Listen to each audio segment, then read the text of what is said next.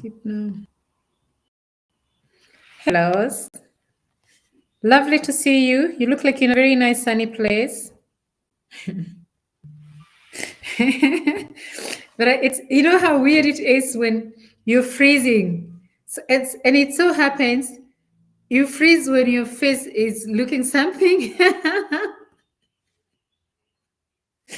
So a lovely, lovely afternoon, joining you live from our beautiful city. It's nice and sunny, Gaborone.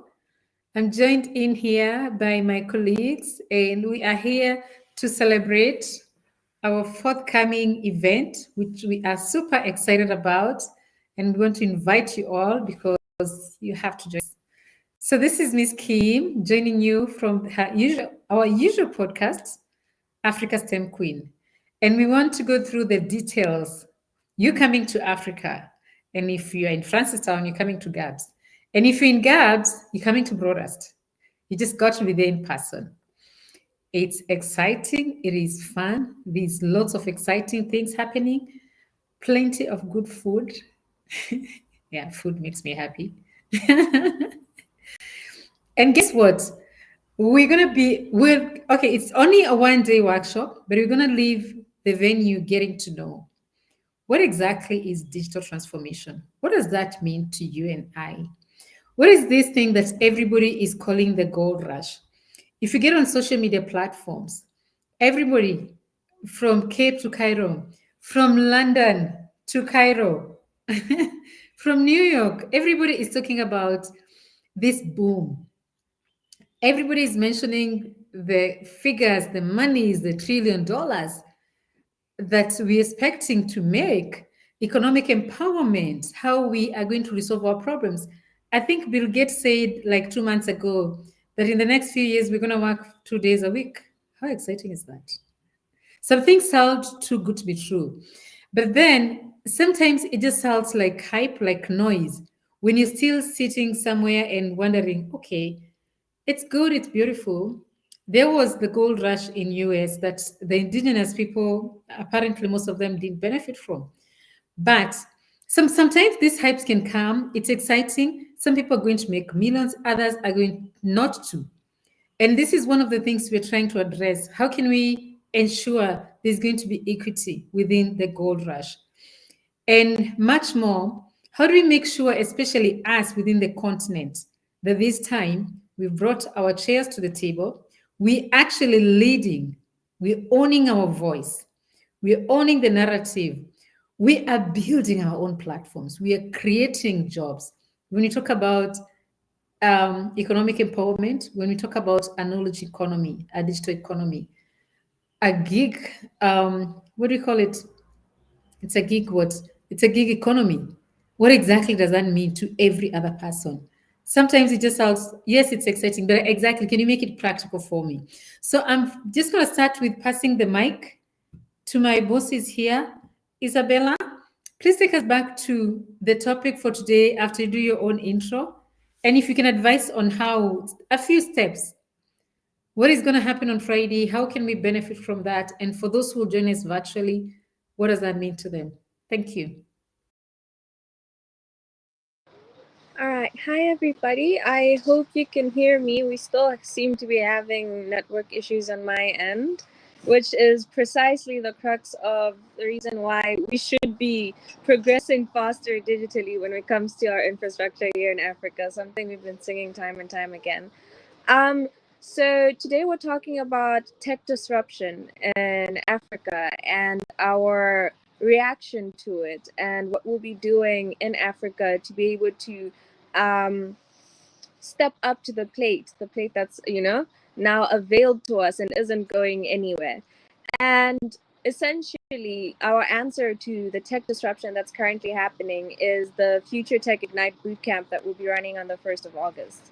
And this is a bootcamp that is really packed with information and takeaways that you yourself could equip yourself and skill up, if you attend this bootcamp. It is not just niched, it is broad. It is in digital marketing.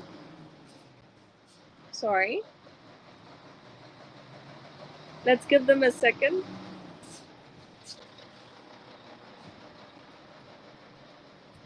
Right, as I was saying, it is in digital marketing. So, the digital marketing basics of being able to survive in the online ecosystem, because in any profession or business, you need to be able to be online. It is an AI and AI automation. So, being able to automate the processes in your day to day work and being able to navigate productivity at such a large scale as individuals or companies. And then we'll be also exploring cybersecurity. So as we go digital, as this transformation happens, this disruption of tech in the world, how are you able to navigate the space while being fully secure in your assets, in your whatever it is that you're putting out online? So essentially, that is the general overview of what Future Tech Ignite will be about, and how it is an answer to the tech disruption that's currently happening globally, mind you, not just in Africa. Yeah. And I'm glad you're on, especially cybersecurity. I think we're seeing that it's getting scary. It Rachel, please. is. Yeah, it's getting scary. Yeah. Yes, Miss Kim? Over to you. Please introduce yourself and tell us about this topic. Okay. My name is Herschel. I'm one of the, as we know, I've said in the last couple of live videos, I'm one of the project coordinators of the Future Tech Ignite program. And yeah, today's topic is quite an interesting one, the digital disruption in Africa. And I feel like the digital as disruption affects a lot of us both directly and indirectly. I'm sure even if those people that are there, they've got their connectivity, they don't get disrupted really by the internet. There are people that are in their lines of work that do get disrupted and does affect the productivity of the nation as a whole. Not even just the nation, Africa as a whole. And it is something that we need to tend to urgently.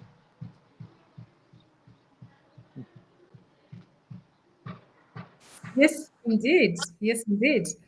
And this is exciting. And I think it's exciting. I don't like, maybe it's me just not wanting to acknowledge it's scary. But you know what? What does not scare you? You're not dreaming enough. That's what we say, right? You're not dreaming enough if you're not scared of what you're doing. So it should be scary.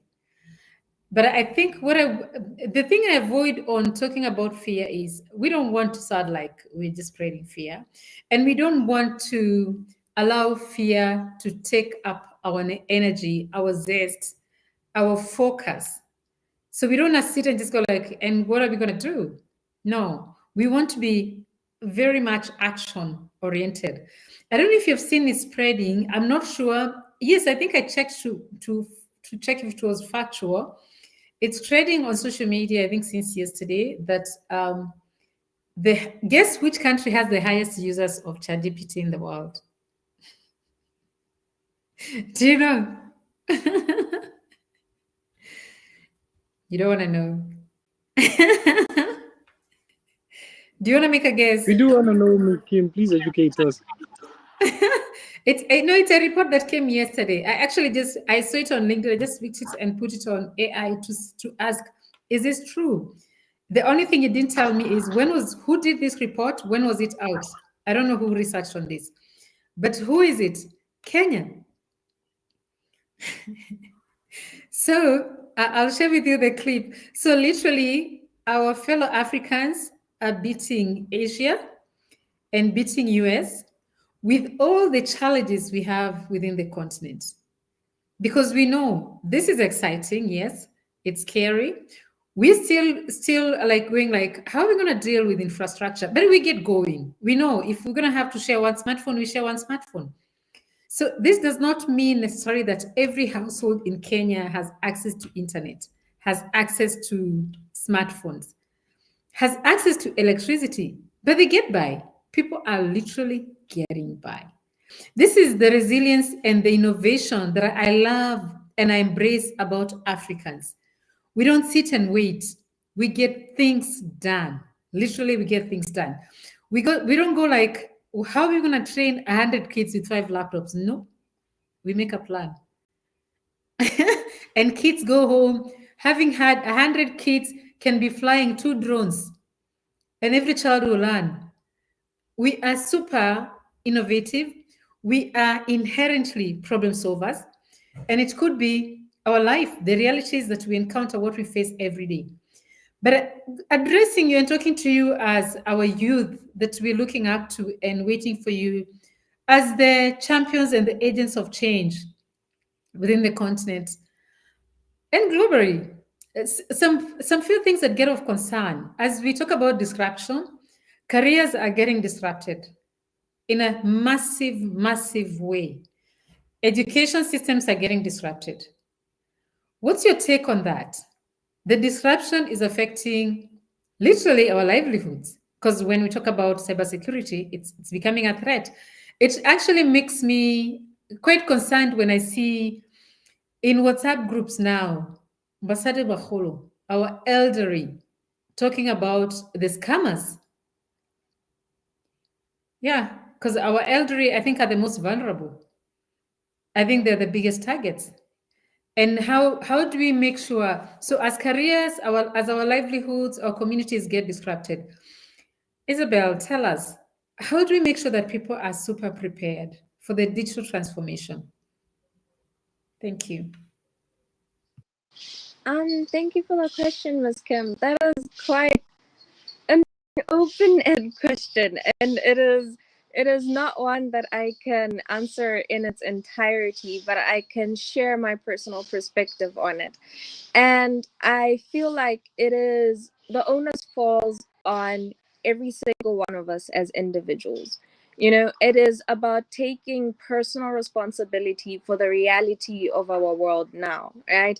To call it tech disruption is synonymous with something negative, and it's unfortunate because there's a lot of negativity that comes out of it. But like you said, Ms. Kim, it is key to highlight the fact that this tech disruption comes with a lot of positives, right? And we all need to be aware of these positives. For example, this is a number that's been running around for a while. I mean, imagine 230 million jobs will be created out of this tech disruption in sub-Saharan Africa. That is huge. Out of the millions of people unemployed right now, to tap into those numbers and get people employed and earning and digitally upskilling as they go is insane to think of. This is the perfect opportunity presented to either individuals or governments in Africa.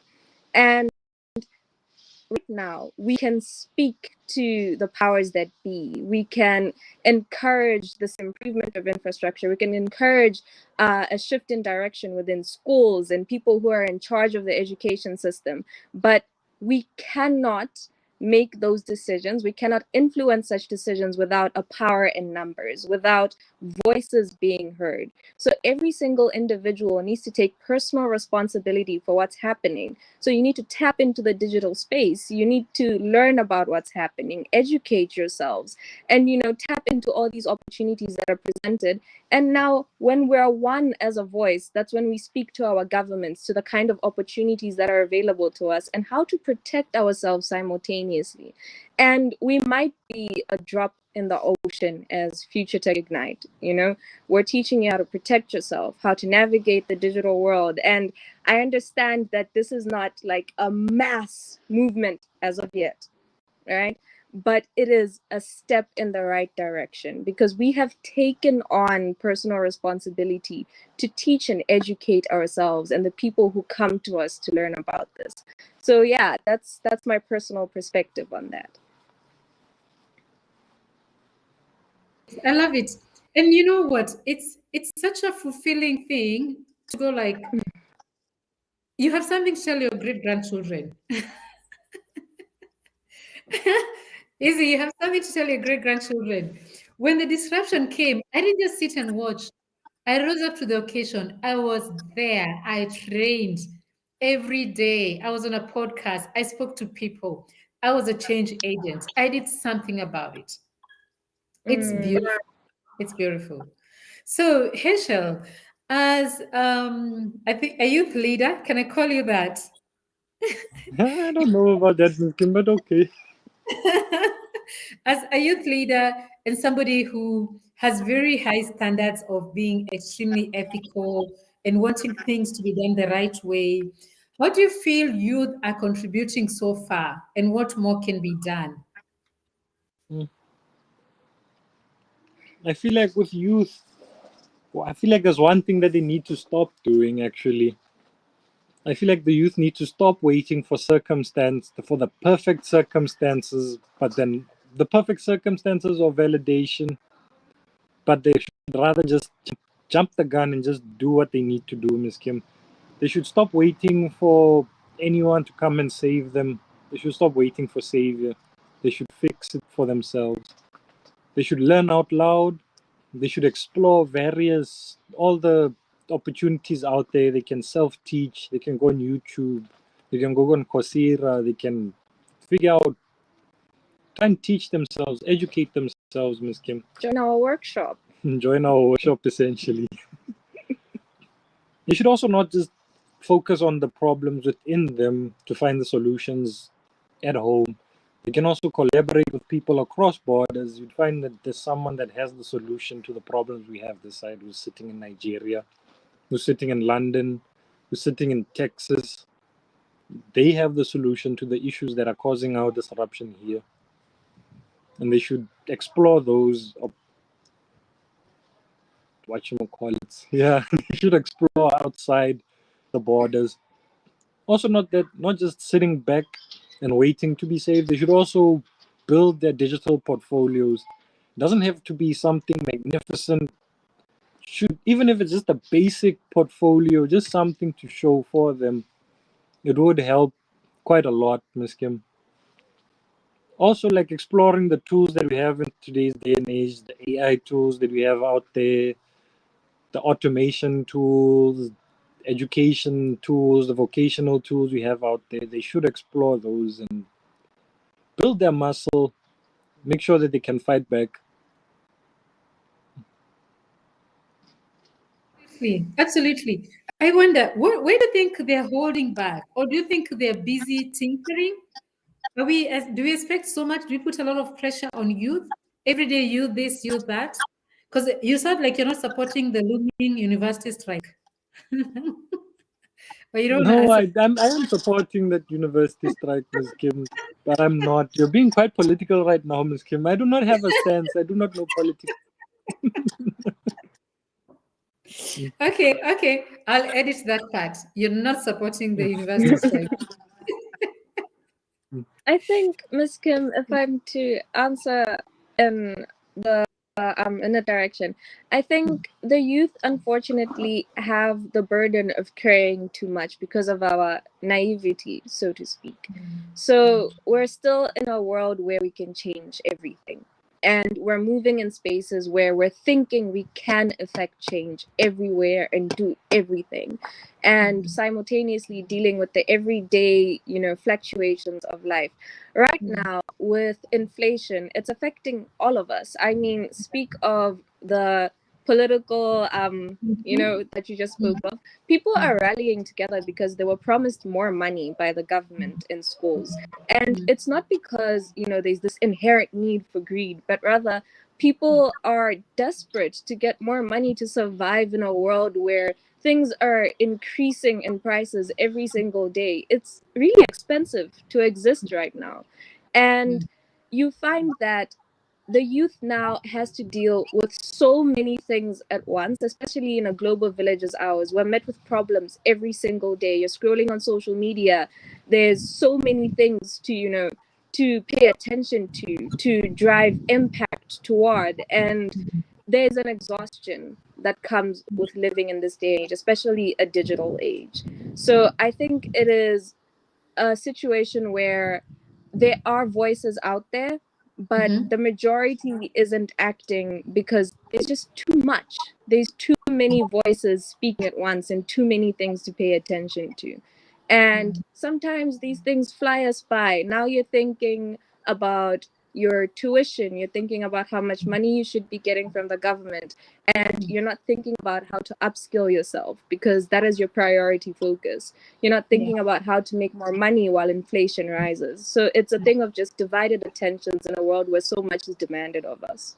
Mm. Yeah. And you still have your studies to take care of.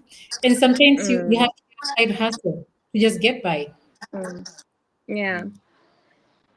It can be a lot, but I think it might be unfair when we keep on telling you we did this, we walked to school, we were rained on.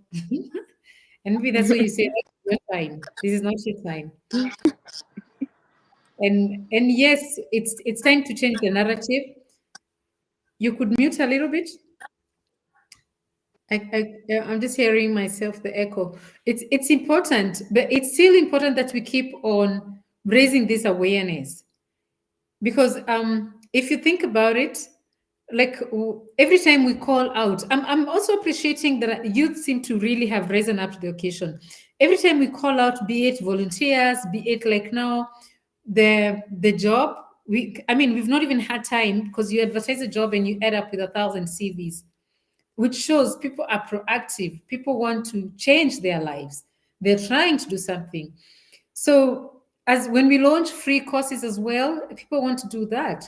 And yes, we understand. We could keep on saying all day long, there are so many free courses online. But sometimes infrastructure, if you don't have access to a laptop, Wi-Fi, how are you going to do that course? Sometimes also these courses, they take getting a coach or a mentor. And I would think that's why Future Tech exists, because that's a bridge. You have access to very good courses. If you, I mean, AWS, IBM, those are those cloud computing courses, cybersecurity courses, AI. Those are courses that you would easily be able to employ yourself. But how do you do it when you've never been taught? You need the skills on how to even start my side hustle. And with the world moving on and assuming that you know or you should know, I think sometimes it's a little bit unfair. But then again, more the reason we raise this awareness where we had hold people and show them this is what we do. This is how you start. This is YouTube, one of the world's best universities, which is free. Follow these people. They know what they're talking about. Watch out on snake oil businessmen. Dedicate time to learn something every day. And I mean, it's a muscle. You build that. You start slowly, you make it a habit, you find it's becoming part of you. Now, Isabella, I know you're very, very particular and passionate. I've seen you the past few days like that you are so driven on this event. And as somebody who is very seasoned, you don't have room for anything could go wrong, which you make us get under so much pressure. We try, we're gonna rise up to the occasion. Do you want to tell our audience? And please tell us where you're listening from. If you have any questions, just post them. I'll try to read them out. As Isabella tells us, if you can unpack a little bit of Future Tech Night for anybody who has not heard what's happening on Friday, when you bring the continent, I mean, the whole world to Botswana. And also, so please tell about the virtual event and the in person and what's going to be happening. Thank you. So, as I briefly mentioned earlier at the start of this podcast, we would be having the Future Tech Ignite event on the 1st of August. That is this Friday. So, it's very soon. So, right now, as Ms. Kim mentioned, it's all boots on the ground for everybody. We're all fighting to make sure that this event is world class and provides absolutely everything that we have promised so far. So the event is divided into two parts. The first part would be 3 sessions. So we will be doing a project-based training in cybersecurity. So, like I mentioned, learning how to navigate the digital world while being able to do it securely and protect yourself and your assets. And then we'll be doing digital marketing. Digital marketing, so learning how to advertise on these different platforms, learning how to navigate SEO, so search engine optimization and the like. And then we'll also be delving into AI and AI automation systems. So, how to proactively use AI, the right AI tools, mind you, because there's so many out there today, the right AI tools to increase productivity in your space individually or in your workspace professionally. So, we'll be having that. And then after that, we'll be having a catered lunch for those who will be attending physically, which Miss Kim is really excited about. And then after the catered lunch, we'll be having an opportunity to network. So this is a space where like-minded voices meet, and we exchange ideas, and you're able to either sell or market your product or talk about the digital disruption that's happening today. This is the perfect opportunity for solutions, for proactiveness, for a movement to start, essentially. We also have a brilliant feature of our event, which is we'll be able to allow people to access our audiences through our live stream, and they would be able to put their digital branding online and access all of our audience, and you can put up your company, your business, your hustle, and this is the perfect opportunity to be seen during this networking session during our live stream event. And the live stream event is for anyone, absolutely anyone globally. We'll be streaming across hopefully 50 platforms. Yes, 50 platforms across the globe. Absolutely anyone can access it. You register for the event, you sign up, and then you just log in essentially from the comfort of your home. You relax and you learn with us. Yeah, that's essentially the entire event encapsulated. Very much. Sounds quite exciting. The gold rush, everybody wants a piece of the pie. And sometimes it's not so easy to get to know how can I get a piece of the pie. We've had a lot of diaspora who have signed up to join us virtually, and our fellow Africans from different parts of the continent. I was very excited to see somebody from Brazil. That's super exciting. We have one person from Pakistan, we have another one from India, and we have a lot of people from US and Europe. And Heshel, please tell us, for people who still would like to join, when is your deadline and how can they join? The ones who are joining, especially the virtual ones. I know you have a few slots left for the in-person. Could you please speak to that and encourage them? How are they gonna what platforms? How can they be able to join? Thank you. If they haven't signed up already, they can always comment on one of our videos. We will send them the link to sign up. There's really simple instructions there on what to do when you sign up, and then we will get back to them. And then our deadline is Thursday to secure their slots. We have very few slots left, so I urge you guys to sign up now before we tell you sorry, we're full. And then for those who are joining virtually, we will send them the links to join us, and then they will be there. It would be like they're in person. We would not miss their presence because they would be there. And then for those who are joining us virtually, they will sign up on the same form, and we will get back to them and communicate to them nicely on how the day is going to go, how the setup is going to be. So it's just a matter of getting into contact with us, and we'll hook you guys up. So, Isabel, I saw you started branding companies. Could you speak to that? The marketing, the speakers. Mhm. Oh, absolutely. So we have been in contact with some of the companies that have decided to go digital with us and are attending the event. And they have shared their marketing materials with us. We've been putting a digital spotlight on you as a company to be able to say access our platforms and our audiences. So we'll be highlighting your product or your business or your company on our pages across the board, and yeah, check out our pages to see more of those. Super excited. And of course, I'm looking forward to the food. But I also, it's because I know the chef. She is top class. It's just going to be finger licking good. But don't say it so loudly. Those who are joining us virtually will not be very happy about this. I'm just going to read out a few names I see here. Thank you so much. Jose Tamayo Jr., tuning in from Atlanta, Georgia. We seem to constantly have a lot of support from Atlanta, Georgia. Thank you. And I have quite a number of friends there who I know will be right there, who will join us for the event.